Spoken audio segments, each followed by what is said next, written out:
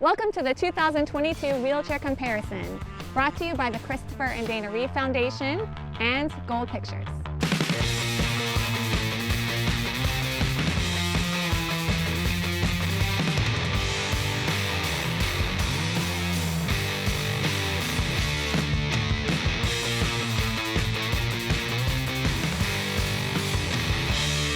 We're going to show the features of each chair individually and then compare them all in the final episode. So stay tuned.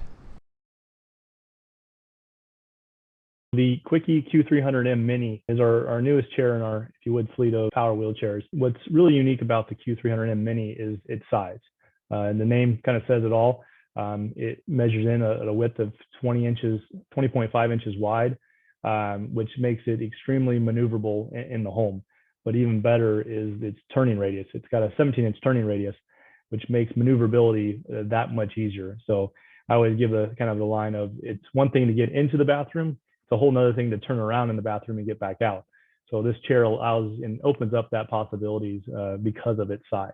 And that's what makes this chair really, really unique. But also you don't really give up too much either, because you can get all the seating that people are used to on these chairs. Full tilt, recline, power center mount, the leg elevation. Allows you to have all the headrests and backrests that you're used to.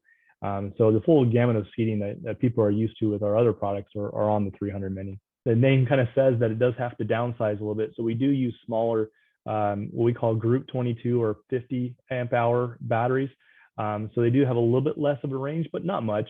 And because they're a little bit lighter, they start to balance out a little bit. So you don't lose too much, but you do lose a little bit of that battery capability when you go to the smaller sizes. It does go 6 miles per hour, so like most power wheelchairs and kind of complex rehab.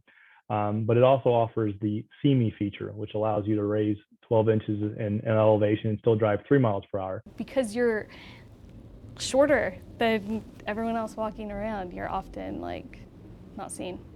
Whether it be in their kitchen to grab from one of the top cupboards, or just out with their friends and be able to associate looking, eye to eye, instead of always looking up. A lot of times these features are paid out of pocket. So it's always a challenge which hinders technology. In order for it to be successful, we need people to buy it. But if there's not an allowable or a means for it to get paid for, it makes it a challenge.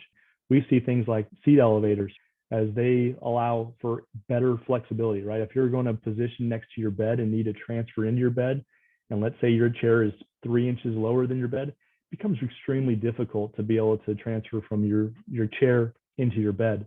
But if I can do an adjustable seat elevator and get to the same height all the time, it makes my day-to-day activities that much easier. Less stress on my body, less chance of maybe falling out of my chair because I'm at the same level. And I've even seen sometimes where they raise up a little bit higher than the surface and kind of almost slide down into it. And then when they get out, lower it down a little bit and slide back into their chair. So there's things like that we see real value there, and we just got to make sure that we can pass that along to agencies like Medicaid and Medicare to say this new technology isn't just a feature that is a nice to have. It can be a real necessity. A lot of times we'll work with our state legislation to try to bring awareness of complex rehab technology for this CRT industry. And so we'd encourage people to talk to their congressman that's associated with their local state. That was impressive.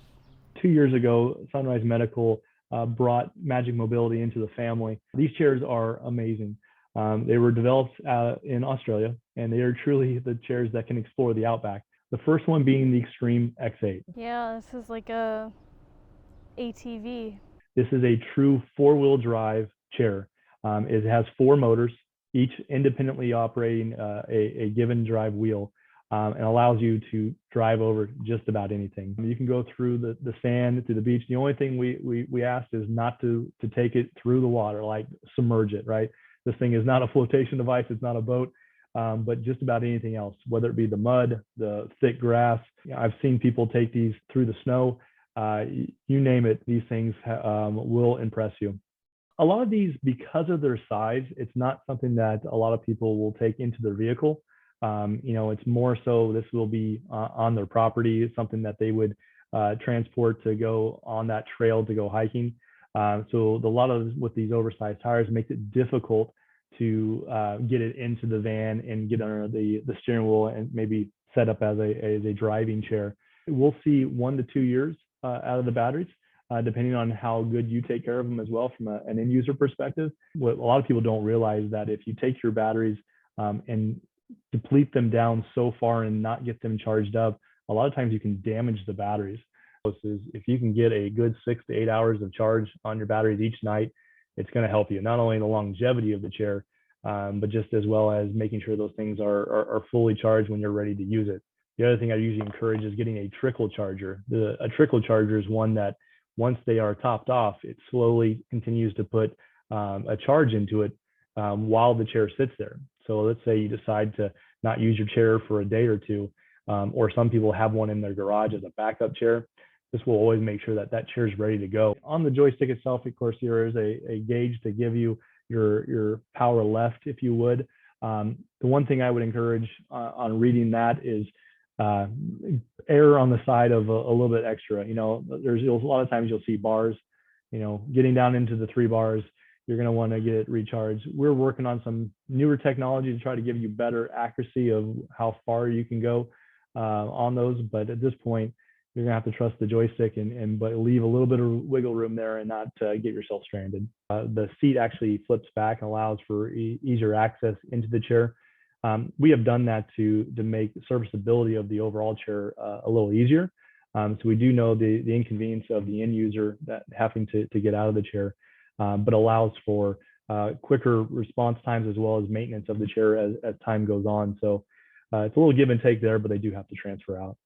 One of the things we have really pushed for the Quickie line and what we saw already with our Magic Mobility team is we look for making sure we provide a very reliable product. But what we don't want is our customers, once they get in our product, to have to worry about being down and being without their chair.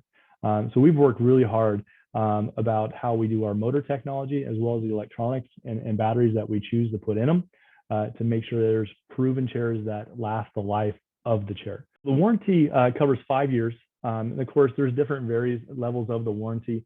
A lot of times like the soft goods, we talk about the upholstery and things like that have a shorter warranty, whereas the chair itself, the frame and the major components have that 5-year warranty. The motors are a little bit shorter. They do have a 1-year warranty. We have local sales reps throughout the United States that can bring out a product to your home and allow you to try it. Especially, we encourage with our Magic Mobility ones to be able to sit in that and try it out. Because a lot of times once you do, you'll realize that, that you can't live without it. We're working hard with our engineering team as well as talking to a lot of our customers just to see how can we improve this and keep the evolution of these chairs going. Because we do want to continue to push forward the technology as well as how we can improve people's lives. The Wheelchair Comparison Web Series, brought to you by the Christopher and Dana Reeve Foundation and Gold Pictures.